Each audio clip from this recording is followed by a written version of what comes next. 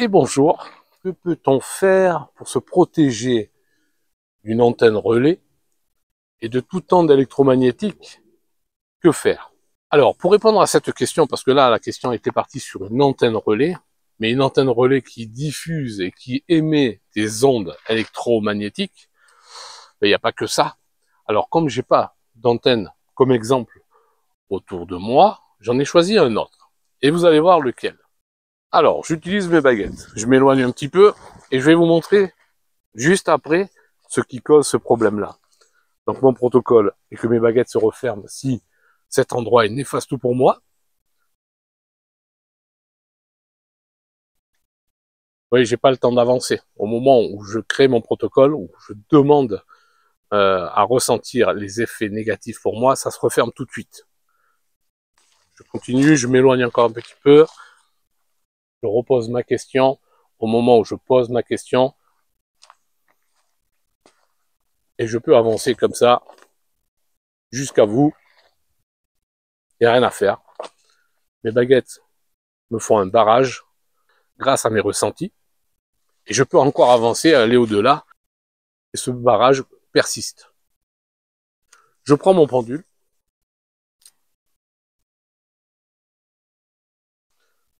Je mesure mon taux de nocivité ici. Alors, je visualise mon cadran, comme je vous l'ai expliqué dans d'autres vidéos. Je pars de 0% à 100% à ma droite. D'accord? Je demande, et je veux être sensible, au taux de nocivité qu'il y a ici même sur mon corps. Je pars de 0%, 80%, 90%, 80%. On est d'accord? Donc les baguettes me créent une barrière en me disant non, c'est pas bon ici. Mon taux de nocivité est de 80%. J'utilise le taux de nocivité comme je pourrais utiliser mon taux vibratoire. Aujourd'hui, on utilise le taux de nocivité. Et maintenant, qu'est-ce qui m'agit à ce point-là sur moi négativement? Levez les yeux et regardez.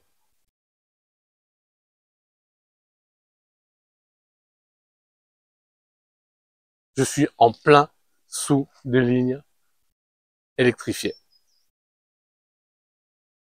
Je suis en plein sous des lignes haute tension. Et si vous voulez une ligne haute tension, comme n'importe quel fil électrique ou ligne électrique, à partir du moment où elle est alimentée, elle crée une onde électromagnétique. Et je suis touché par ça ici même. Donc on pourrait imaginer ma maison à cet endroit-là, et suivant le voltage de ces lignes électriques, eh bien, nous allons avoir des ondes électromagnétiques de plus en plus puissantes. Qu'est-ce que je peux faire? Ou du moins, comment je procède moi? Bloquer ces ondes électromagnétiques complètement à 100%, c'est difficile. Alors au lieu de me battre contre elles, je vais plutôt les utiliser pour dynamiser le lieu. Je préfère. Comment je m'y prends? Je peux connecter mon lieu à un endroit précis, sur un menhir, sur un lieu sacré. On crée ce fameux tube magique et qui vient dynamiser ma maison, mon endroit, qui est touché, impacté par ces ondes électromagnétiques.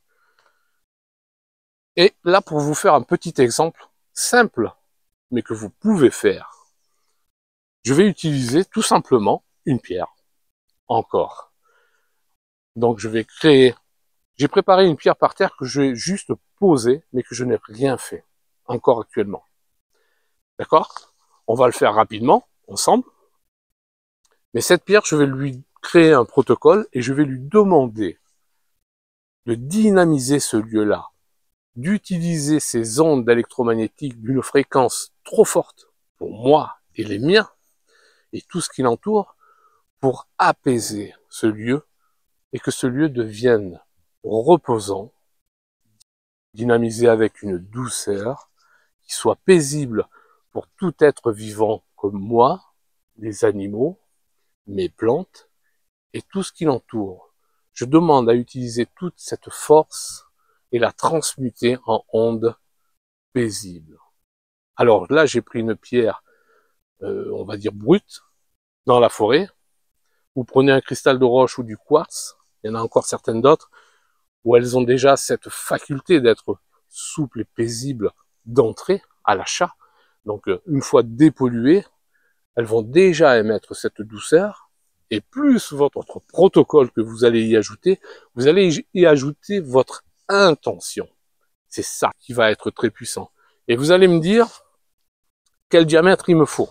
Bon, plus je mets une pierre énorme, plus elle va émettre plus loin, mais en même temps, attention à créer un protocole hyper puissant, parce que plus vos intentions sont fortes, plus ça émettra bien plus loin. Je prends cette pierre-là, et que je vais tout simplement dépolluer.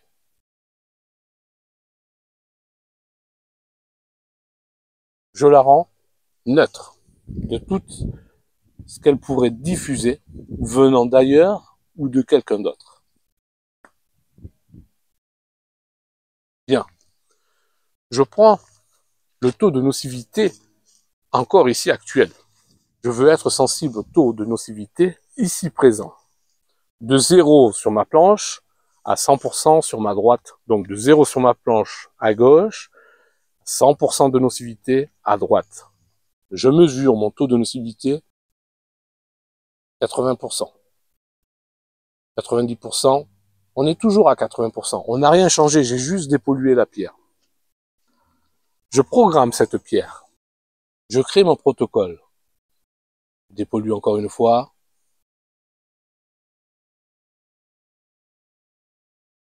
Je fais en sorte que cette pierre devienne un catalyseur, un harmonisateur, pour qu'elle utilise toutes ces énergies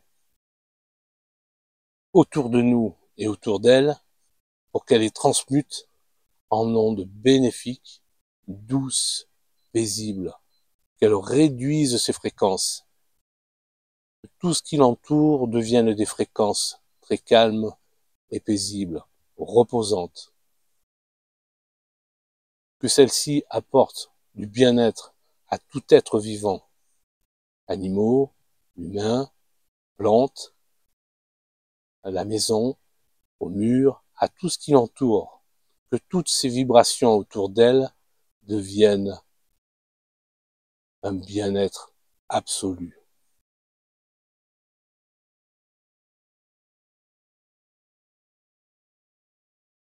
Je fixe mon protocole. Je suis le seul à pouvoir le modifier. Que cette pierre se nettoie automatiquement par le soleil et la lune, qu'elle se purifie et qu'elle repousse toute onde négative venant de qui que ce soit ou de quoi que ce soit. Je l'active. Cette pierre est maintenant activée et elle va créer un bien-être absolu à cet endroit précis.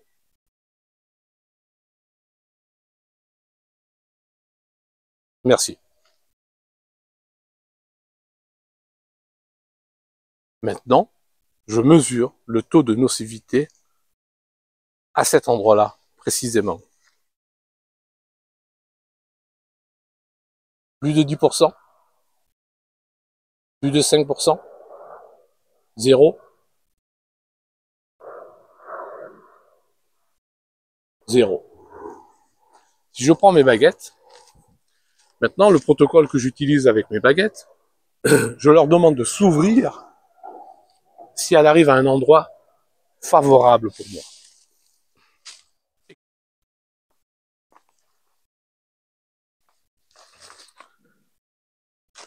Je pose ma question et mon intention. Je demande à être sensible à la nocivité, au taux de vitalité, si ce coin-là est un bien-être pour moi. Et que les baguettes s'ouvrent pour m'ouvrir, comme si que mon biochamp s'ouvrait, me laissait passer en disant c'est bon pour nous.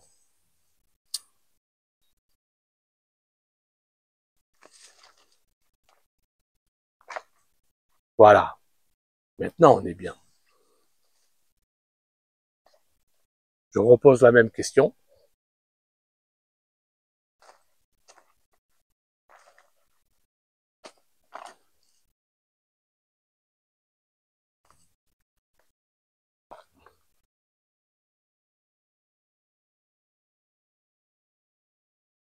est-ce que cet endroit est favorable pour moi? Voilà, c'est parfait. Donc je me bats pas contre la nature, je me bats pas contre les effets qui viennent à moi, je les utilise et j'harmonise. Cette pierre a un effet énorme. Question. Sur quel périmètre cette pierre peut-elle diffuser mon protocole? Plus de 5 mètres? 6 mètres? Plus de 10 mètres de diamètre? 15 mètres? 16 mètres de diamètre? Donc 15 mètres. Un diamètre de 15 mètres. Merci. Celle-ci, un diamètre, je ne vous l'apprends pas. On le partage en deux, donc ça me fait 7 mètres 50.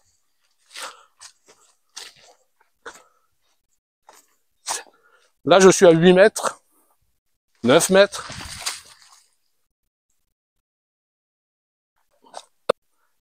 Je veux être sensible à mon taux de nocivité.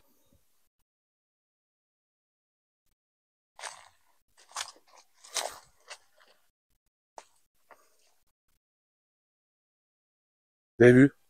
C'est énorme.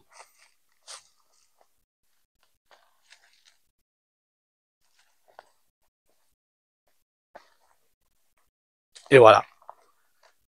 Par une simple petite pierre programmée avec vos intentions, parce que vous êtes capable de le faire. Je me mets là parce que j'ai le soleil dans la figure. Vous pouvez le faire. Nous sommes tous électriques. Nous sommes tous connectés.